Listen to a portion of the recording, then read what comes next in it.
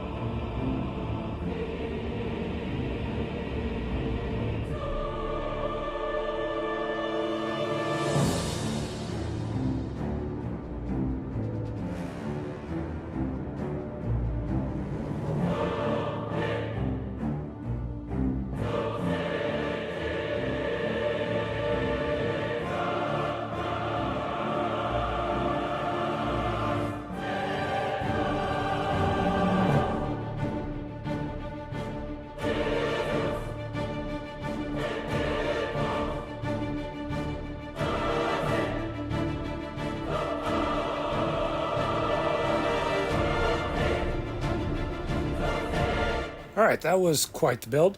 I had to take the tower off just so that way I could make sure that it would all fit on camera. Otherwise, I'd have a whole lot of headroom just because how tall it is. And if you've seen the video floating around, there are ways that you can, if you want to buy more than one of them, you can make the tower even taller.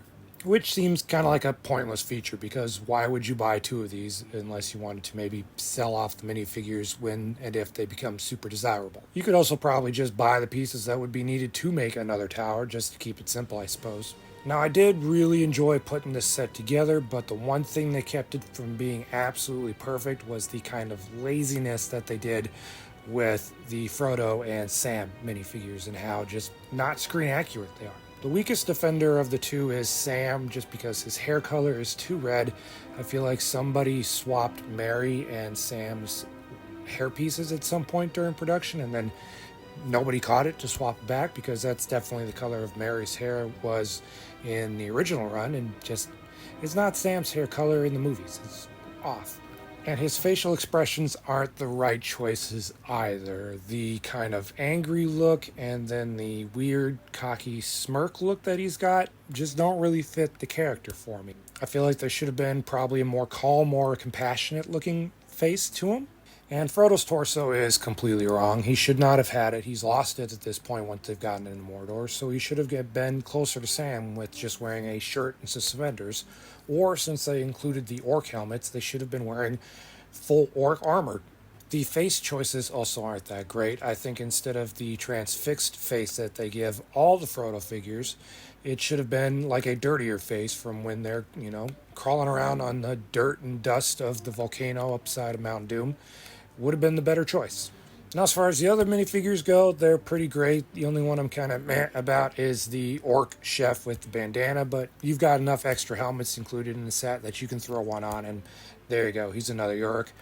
You get a couple of orcs that are good. The Mouth of Sauron is a good figure, and then also Gothmog is a really good figure with some good facial printing. And then you also get Sauron, and I really like what they did with his face printing for his head. I feel like they went the extra mile there. He's a cool figure, and I can definitely see his aftermarket price rising once this set does retire eventually. Now, as far as the build itself, there is some repetitiveness to it, but it wasn't too much that I was really overly annoyed by it. There's enough different details throughout that it was fun to put together, and you're finding all sorts of little nooks and crannies where things are hidden and little details that made it pretty fun. And even though there are some stickers in this set, I was thankful that it wasn't an unnecessary amount. I think there's less than 10. A couple of them should have been printed pieces, like this scroll in the library and the Mithril shirt. Those definitely have reusability for sure. I do like the little pile of scrolls that are printed on like the little window pane pieces. Those are printed and not stickers, and they pop right in. Those will be super fun. I hope those come in more sets, because that makes a really cool little detail for such a small space that you have in the tower. And even though there is a little bit of room where you can put minifigures, it's still not a whole lot of standing room, unfortunately, which is typical for these sets, but doesn't mean I'm happy about it. The lower levels on the building have a lot more room to them. The dining hall's got a lot of room. There's a whole bunch of room down here with like the orc forge and this little prisoner hanging over the lava. I really enjoyed the mechanism used to open and close the door. I think it works perfectly. There's also a little knob to raise and lower the skeleton in his little cage. And then I did like the kitchen. I thought it was kind of a weird inclusion for it to be in, Sauron's tower, that he would have a dining hall. I figured they'd put that, someplace else in Mordor. It's got a bunch of little details though, and the sticker for meats back on the menu is a fun little nod to the film and kind of the meme of people wondering, well, how do orcs know what a menu is? And then Sauron's throne looks really cool, and the mechanism that reveals the hidden room with the Palantir and the map of Sauron's plan to attack Mordor, which now I'm seeing more stickers that I didn't remember being in there. So it's got more than 10 stickers. But the feature works really well. It maybe doesn't close quite as well as it could, but it's cool and it's a fun part to build too. The only other problem with my set is the light up feature for the tower. Mine is slightly off. It seems like there's too much light on one side and not on the other. I don't know if that's the light brick I have, or maybe I assembled something correctly. I feel like if it was a problem with more sets, it's something I would have heard about. So if it's something you've definitely heard, then let me know. I just want to know if I've got a defect or if it's something that is a problem with every single version of this set. So, should you get this set? First off, definitely make sure you have someplace you can put it. I thought I did, but now realize that that takes up a spot that I was going to put another bigger set that I got that I'm going to build at some point down the line.